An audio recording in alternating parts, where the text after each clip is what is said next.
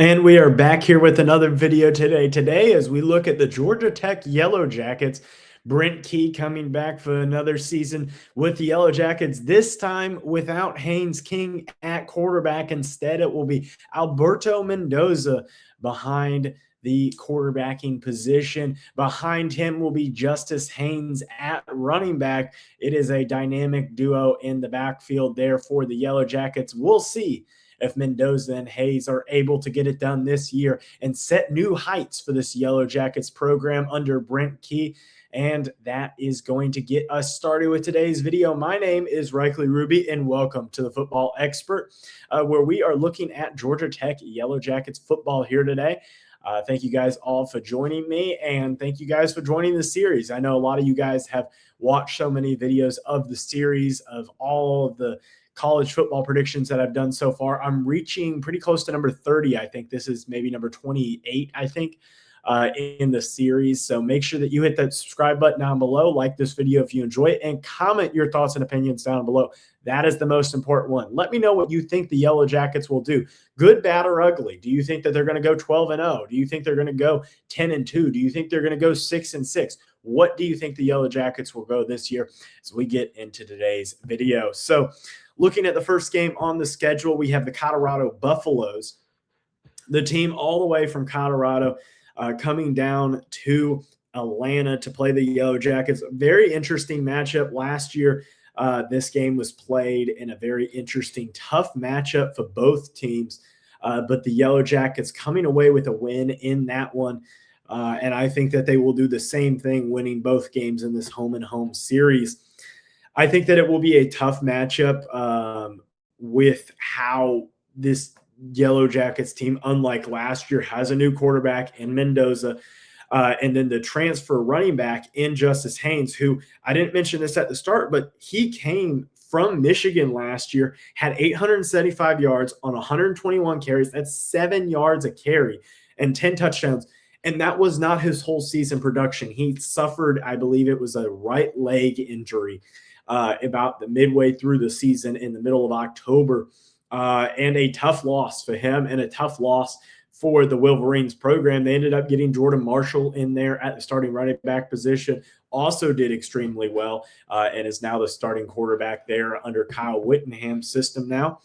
And I think that this Georgia Tech team is going to rely on their transfers a lot. Another one of their big-time transfers, Isaiah Furman, and I could be saying that wrong, but for Furman, the wide receiver transfer from Elon, with about 46 catches last year, 907 yards, about almost 20 yards a carry, or 20 yards a catch. Very interesting to see what he will do as the probably the X wide receiver in this Yellow Jacket system. But I think that they'll be able to get a win. I think the offensive firepower will be working there in week one. Then heading into the next game, a home game against Tennessee Volunteers. Honestly, this was one of the most interesting games that I have ever, I've seen so far in my predictions. So this season, I was about to say ever, like ever in this year of predictions. Just a very interesting matchup. SEC team coming on the road against an ACC team in Georgia Tech. You don't see that every year outside of the rivalries like Clemson and South Carolina and Louisville and Kentucky and so on and so forth. You really only see it in the rivalries. This isn't a rivalry particularly, but you know what? I really do like it. I do also like the Yellow Jackets in this matchup. I think that the Brent Key and the stability that he has there at home and in the environment that they have there at Georgia Tech, I think is going to help them. If this was a road game at Tennessee, I'd probably favor Tennessee. But with no Joey Aguilar after losing the waiver, going to the NFL, I think that it advantages the Yellow Jackets here in this matchup. But I could very well see this a loss. I think that both teams are very talented, and the quarterback position, I think, is going to be the deciding factor in this game because both teams have good run games. Both teams have solid offensive lines, and then both teams have decent defenses that lost a lot of contributing pieces and struggle to sack the quarterback. So when looking at these two teams, I see a lot of similarities. So I'm going to give the edge to the Yellow Jackets here with it being a home game, but we'll see what happens later on. Then a home game against Mercer to finish up the opening home stand. I think this is an easy win. Mercer doesn't have too much going for them, but Mercer does have some former Anderson University coaches and a former Anderson University player. So I will be cheering for Mercer in this game. So I know a lot of Yellow Jacket fans, and I will be cheering for them. But the running back coach at Mercer is a former Anderson University running back coach. So I will be cheering for him. Then I'm sorry, before the bye week, there is a road game against Stanford. Very interesting matchup here because Stanford, Andrew Luck, obviously the GM out there at Stanford, has a lot of authority there. And honestly, looking at this matchup, I favor the Yellow Jackets despite it being a cross-country road trip.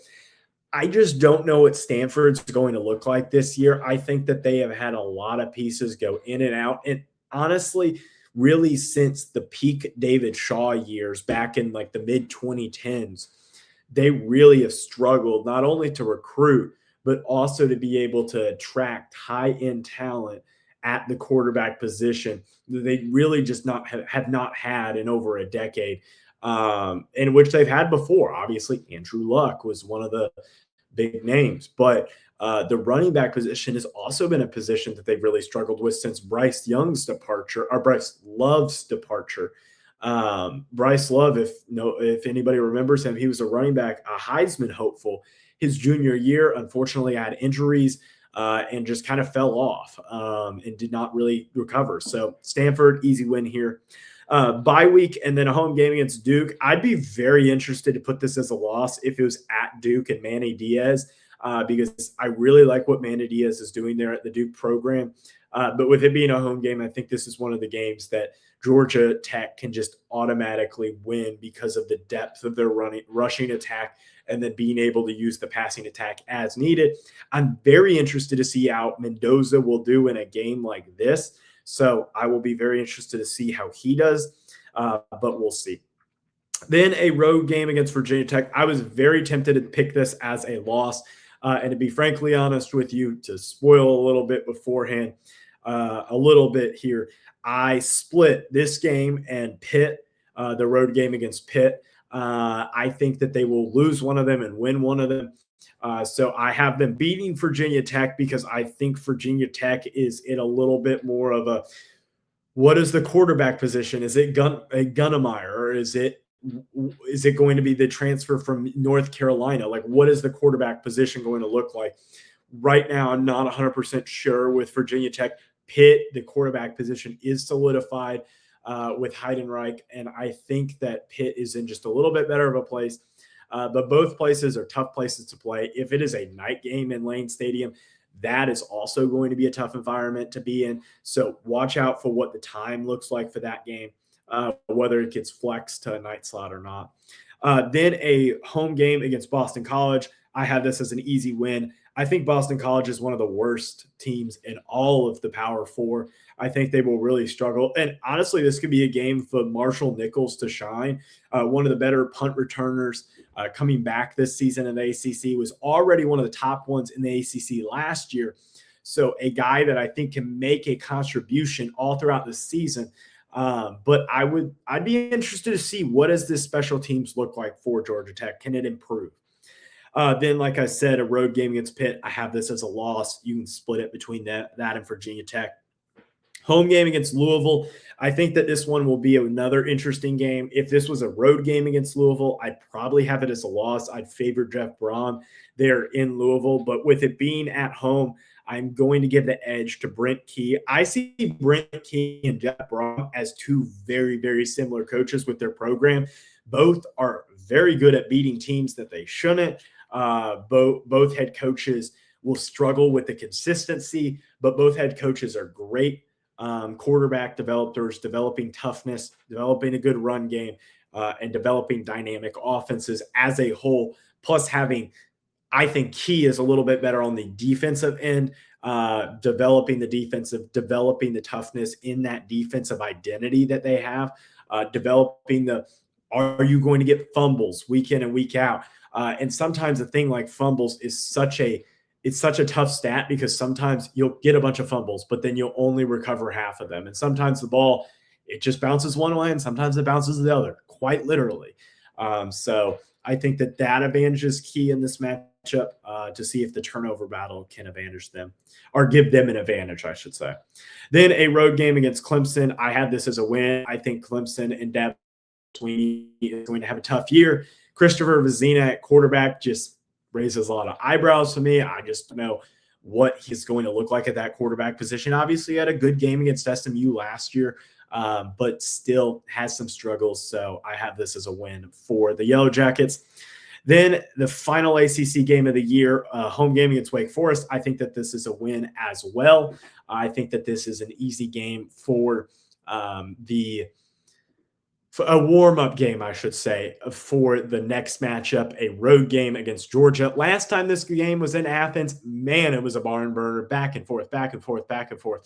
And if Haynes King didn't fumble the ball, this very, very well could have been a win for the Yellow Jackets last time in Athens. I think that this is going to be a loss. I just can't, in good faith, put this as a win for the Yellow Jackets, but don't get me wrong. I'd love to see the Yellow Jackets upset the Bulldogs there in Athens. But that's going to wrap up today's video. 10-2 for the Yellow Jackets is my final record. 7-1 in conference play. You'll have to see as we go through the rest of the ACC predictions. But that has them in a similar position to Miami, just one spot behind Miami, tied for that first place, second place spot, both at 11-1. Or I'm sorry, Miami is ahead of them, going 11-1 with their one non-conference loss against Notre Dame.